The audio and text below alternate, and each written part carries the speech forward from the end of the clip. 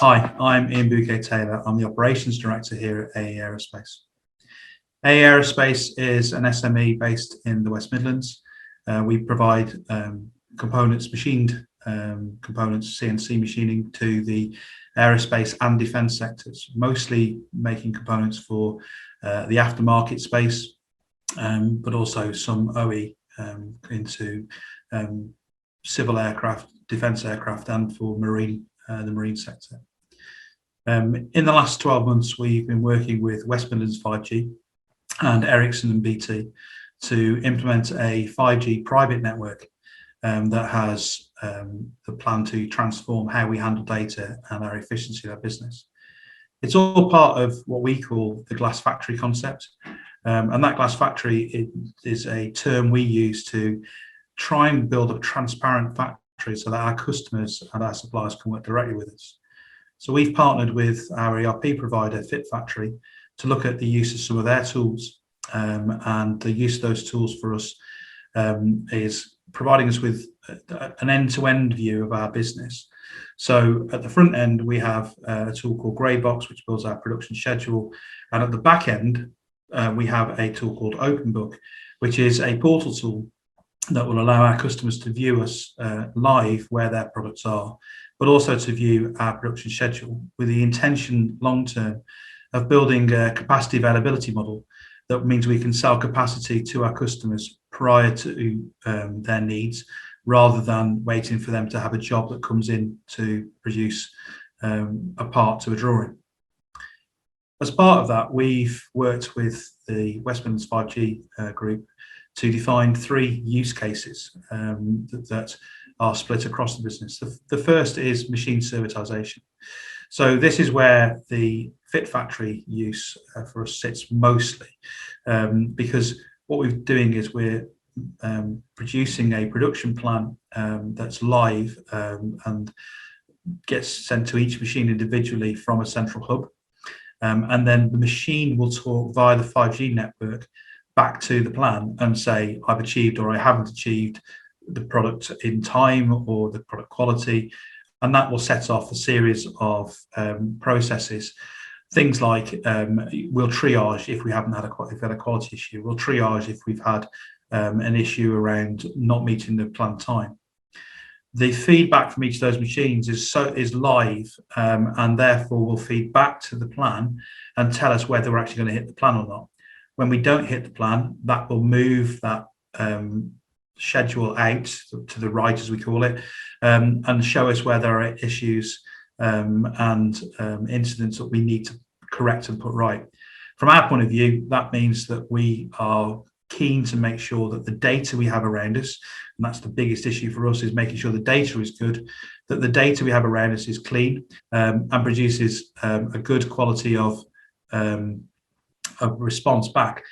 My biggest metric, my most important metric, is actually not making products and getting out the door. It's about accuracy of planning.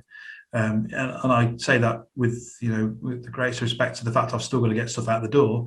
But if I plan it's going to take 10 hours and it actually takes 12, every time it takes 12 hours, I lose 2 hours. So if I'm making 10 products, I lose a day and a half production. And that impacts me elsewhere. And if I'm going to sell, as I said, in the glass factory model, the capacity, then what I need to be able to do from a company point of view and from a customer point of view is plan with the accuracy I need. So that takes us to the fact that accuracy is key. And so we will be monitoring and adjusting our assumed times for production for each operation and each task accordingly. So if it means it goes up, as long as it means that's the accurate way of going up, then that's great. Obviously, the other side of that is we're looking then for efficiency gains, and those efficiency gains are as such that I need to, on a daily basis, review the reasons why we're not achieving, and then to do something about it. The second use case is asset location and asset tracking. For us, the assets are twofold. It is gauging, tooling, they come under the same bracket, but also then the components themselves, the products we're making. So we're going to be adding to each of our boxes that we store products in a wideband real-time location sensor.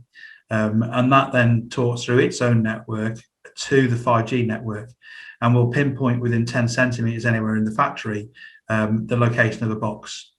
What that means is we'll know exactly where things are, and believe it or not, even though we're only 19, 20,000 square feet, we still have problems with finding things sometimes because they'll be around. Now, the other thing we're doing back using business case one is that we will be relying on the fact that we won't have paperwork, which at the moment travels with the product. So we're removing that paperwork, which is a great advantage to us.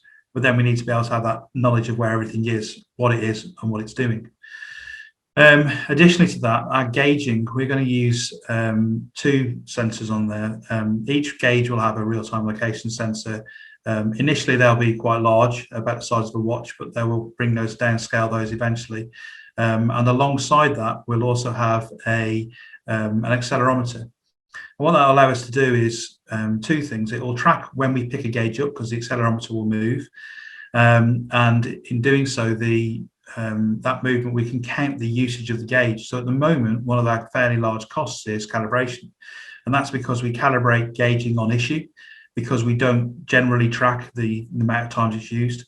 So what we can do in this process is we can then count those numbers, issues, and in the calibration system, which is also a part of our FitFactory package, we can monitor how many times the gauge has been used, and we can count that for the next time it's due to be calibrated. What that allows us to then do is to also understand when the gauge is required, is it in calibration, and can I use it, which will link to the planning system and tell it it can be. Alternatively, if the gauge is being used more frequently, it needs to be, let's say we're meant to be doing it once every 5 parts and we're doing it once every part. Is there an issue? That will send a signal to quality to go and check, to go out and make sure the operator is okay. And conversely, if it's not being used when it should be, based on a cycle time and planned usage, we'll also be able to go and check to make sure we actually haven't got a problem that stopped us using it. The various links back into the system will also allow us to understand where gauges are when we come to do calibration. So if they're in quality or if they're on the shop floor and we need to go and find them, we'll be able to go and find them more accurately. And finally, with that, if we accidentally drop the gauge, the accelerometer will pick up the fact there's been a higher shock level than normal, and will send a signal to quality to come back out and check it. Our third use case is around product quality.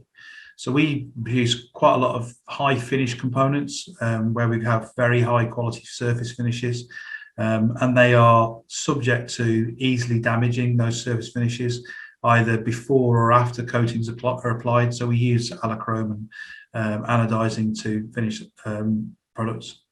So in this particular case, we're only concentrating at the moment on one product to get the concept right. But we've worked with a company called Vision Intelligence who have provided us with a small camera, and this camera is fixed on a tracking system, so it will move in and out, and it will move left and right and up and down, obviously. The camera system will take multiple very small but high detailed images. So each one's around 14 megabytes, but we'll be taking 500 or 600 on a component, stitching them together.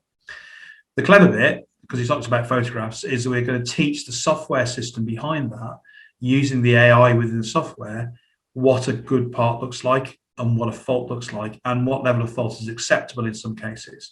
And even in some cases where that fault's acceptable on the component. We'll store that image as we've completed it. We'll send that product out to be coated by our subcon provider, and then we'll do one of 2 things. We'll either ask the supplier to have one of those camera systems and check it themselves before it comes back to us and we'll do the comparison, or we'll do the comparison when it comes back here and literally spot the difference with the AI.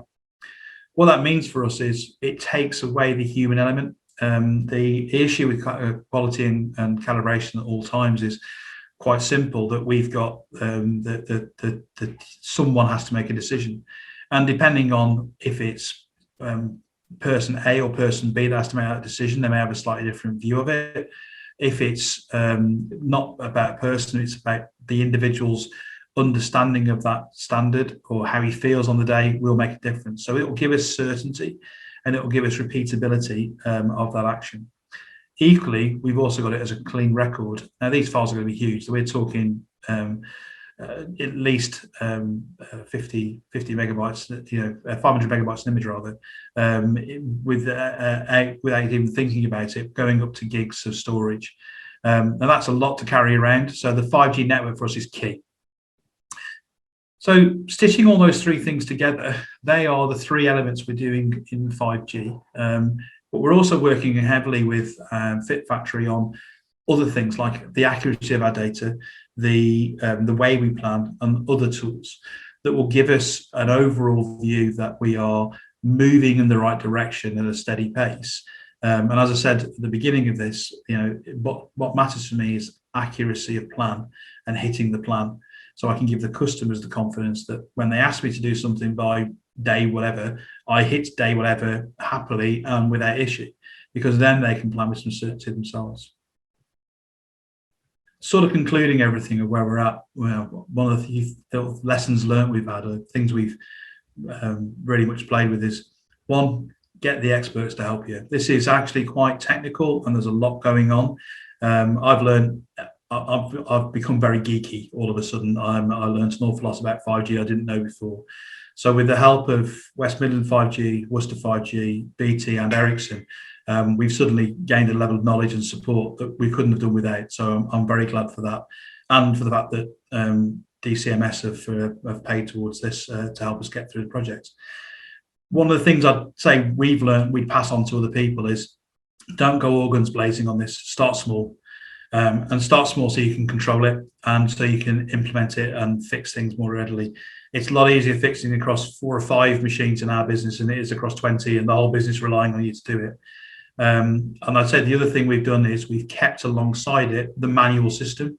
We've done that on purpose because if we decide this isn't the way we're going to go long term, then we've got the manual system to back us up. From my point of view, I think this is going to be the way forward for us, and I think a lot of other people are going to go on a journey as well. So I'm proud and pleased to be part of the vanguard of this and taking the lead. Although I would say it's been a bumpy journey at times, and there are things that we'd probably look back and go, maybe not do that same way again from our side, not from the others. Probably things we were advised on and perhaps didn't do. So that's it from me. Thank you very much for taking the time to listen. And again, thank you to all the providers that supported us across the last few months. And if you are coming to the session afterwards, then I'll look forward to speaking to you then.